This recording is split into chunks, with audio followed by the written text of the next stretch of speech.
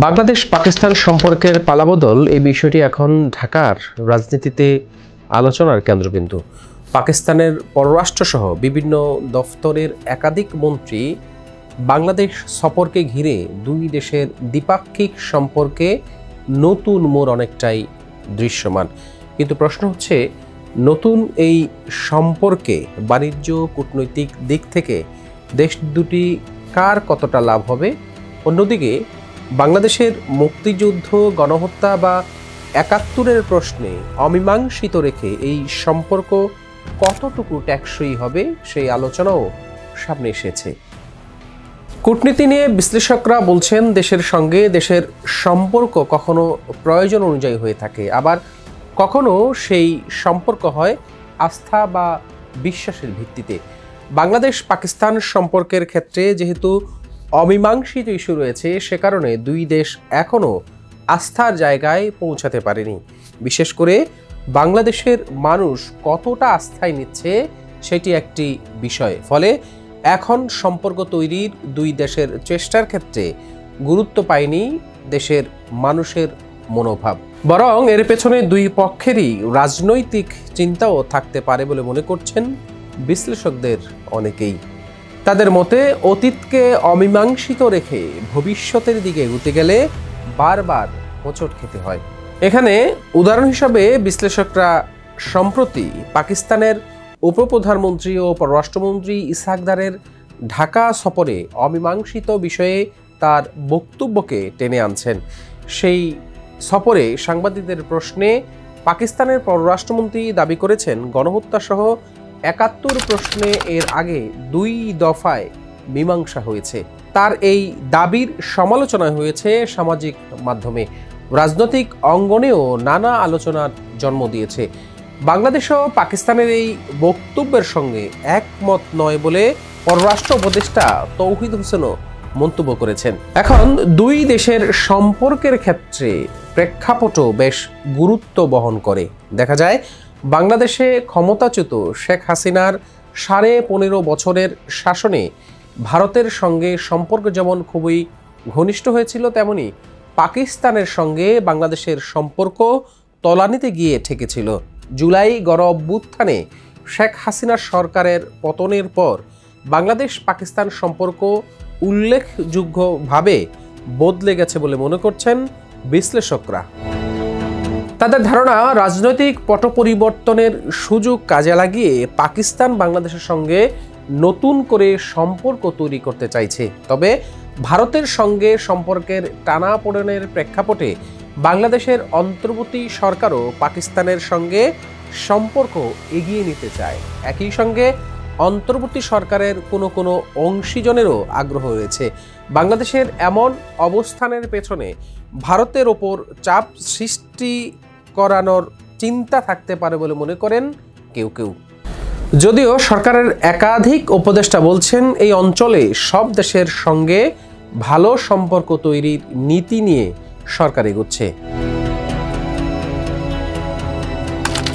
গত বছরের ৫ই আগস্ট রাজনৈতিক পট পরিবর্তনের পর বাংলাদেশ ও পাকিস্তান দুই দেশের দিক থেকে নতুন করে সম্পর্ক তৈরির চেষ্টা দেখা যায়। আওয়ামী লীগ সরকারের পতনের পর বাংলাদেশে ভারত বিরোধিতাও বেড়েছে, আর অন্তর্বর্তী সরকারের সঙ্গে ভারতের সম্পর্কের টানাপোড়েনের মধ্যে বাংলাদেশ পাকিস্তান সম্পর্কের বিষয়ে সামনে এসেছে। এতে নতুন মাত্রা যোগ করেছে সম্প্রতি পরপর পাকিস্তানের দুজন মন্ত্রী ঢাকায় সফরের। পাকিস্তানের বাণিজ্যমন্ত্রী জাম কামাল খান ঢাকায় আসেন।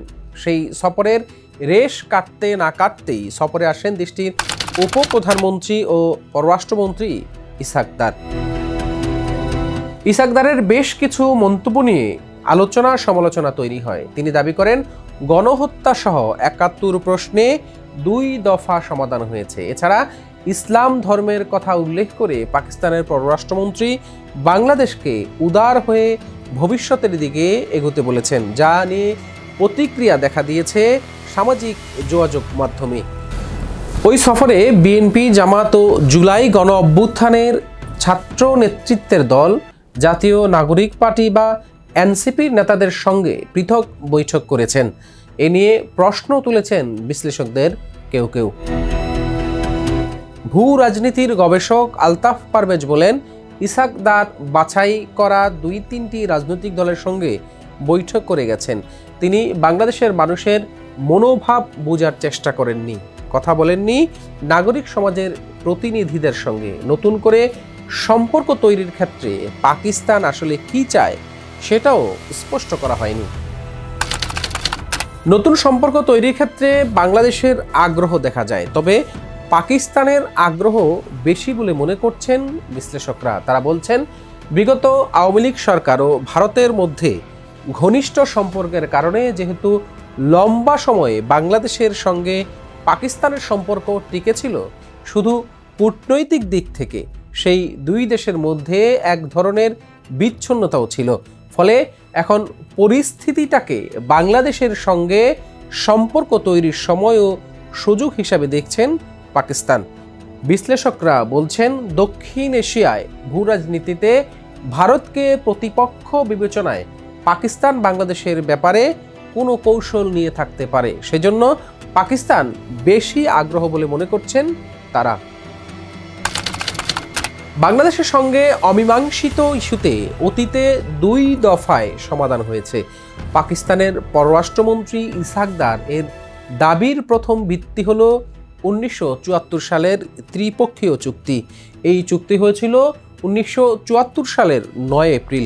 এর আগে 1974 সালের 22 ফেব্রুয়ারি লাহোরের অনুষ্ঠিত ইসলামী সম্মেলন সংস্থা বা ওআইসির শীর্ষ সম্মেলনের ঠিক আগে বাংলাদেশকে স্বীকৃতি দিয়েছিল পাকিস্তান।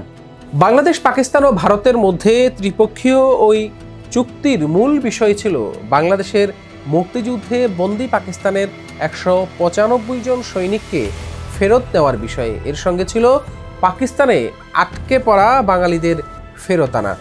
2002 সালে পাকিস্তানের তৎকালীন প্রেসিডেন্ট জেনারেল পারভেজ মোশাররফ ঢাকা সফরে এসে সাভারে জাতীয় স্মৃতিসৌধে শ্রদ্ধা জানিয়েছিলেন। সেই সফরে জেনারেল মোশাররফ বিবৃতিতে বলেছিলেন, যদি 71-এ অ্যাক্সেস বা বাড়াবাড়ি হয়ে থাকে সেজন্য তিনি রিগ্রেট বা অনুশোচনা প্রকাশ করছেন।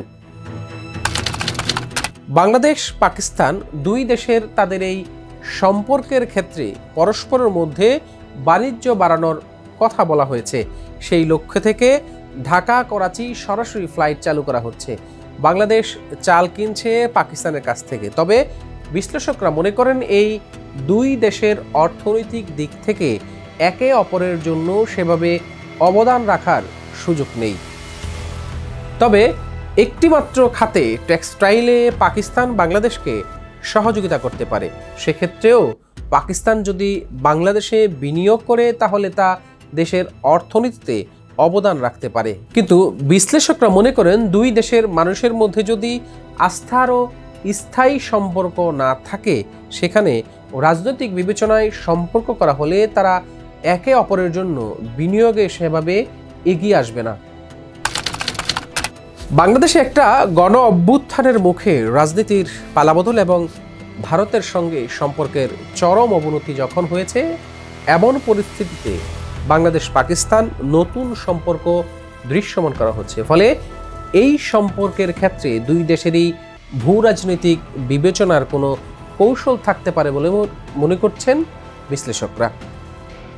তারা বলছেন, ভারতের সঙ্গে বাংলাদেশের অন্তর্বর্তী সরকারের সম্পর্ক যেহেতু কোনোভাবে টিকে রয়েছে, সম্পর্ক ভালো করার কোনো আগ্রহ ভারত দেখাচ্ছে না। সেক্ষেত্রে পাকিস্তানের সঙ্গে ঘনিষ্ঠ সম্পর্ক তৈরি করে ভারতের ওপর চাপ সৃষ্টির কোনো বার্তা দেওয়ার কৌশল বাংলাদেশের থাকতে পারে। অন্যদিকে পাকিস্তানও ভারতকে ঘিরে বাংলাদেশ প্রশ্নে নতুন কৌশল নিয়ে থাকতে পারে বলে মনে করেন বিশ্লেষকরা। তারা বলছেন, দীর্ঘ সময়ের পর ভারতের বলয়ের বাইরে এসেছে বাংলাদেশ। দক্ষিণ অঞ্চলে বেশিরভাগ দেশের ওপর ভারতের প্রভাব যখন কমছে, সেই তালিকা এখন বাংলাদেশও এসেছে। এই সুযোগ নিয়ে বাংলাদেশের সঙ্গে জোরালো সম্পর্ক গড়ে এই অঞ্চলে ভারতের প্রভাব আরও কমানো পাকিস্তানের লক্ষ্য হতে পারে। ভূরাজনীতিতে আরও বড় পরিসরে যদি দেখা হয়, তাতে দেখা যায় পাকিস্তানের সঙ্গে চীনের সম্পর্ক পুরনো এবং বর্তমানে যুক্তরাষ্ট্রের সঙ্গেও সম্পর্ক ভালো হয়েছে। তবে যুক্তরাষ্ট্রের বাড়তি শুল্কের চাপের মুখে ভারত চীনের সঙ্গে সম্পর্ক ঘনিষ্ঠ করার পথে হাঁটছে। রাশিয়া, চীন, ভারত এখন কাছাকাছি এসেছে। এই তিন দেশের সম্পর্কের প্রেক্ষাপটে ভূরাজনীতিতে নতুন মেরুকরণ হচ্ছে কিনা সেদিকেও সবার নজর রয়েছে। এমন বাস্তবতায় বাংলাদেশ পাকিস্তান সম্পর্কের পেছনে দেশ দুটির কোনো কৌশল থাকলেও ভূরাজনীতিতে বর্তমানে বাস্তবতায় তা কতটা কাজ করবে সেই প্রশ্ন রয়েছে বিশ্লেষকদের। আসলে সমস্যা জিয়ে রেখে বাংলাদেশ পাকিস্তান যখন নতুন সম্পর্কের কথা বলছেন, শেষ পর্যন্ত তা কত দূর যাবে এর জবাব পেতে আরও অপেক্ষা করতে হবে বলে মনে করেন কেউ কেউ। দর্শক, আজ এ পর্যন্তই। ভালো থাকবেন, সুস্থ থাকবেন। আল্লাহ হাফেজ।